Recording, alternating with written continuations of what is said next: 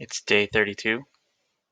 I've almost completely pushed back all of the original attacks from the cult, and I've started moving north on their stars with the ships that I have.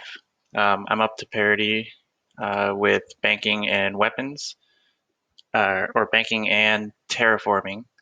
Um, so that's going to be good for my growth. I also purchased a lot of manufacturing off of Mashiropan.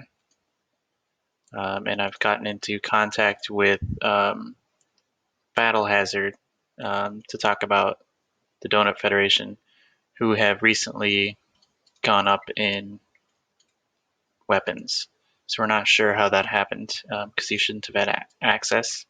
So either somehow someone in the cult got within scanning range, was able to give him weapons, or um, someone sold them to him.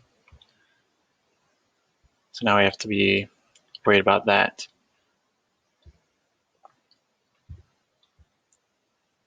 All right, that's day 32.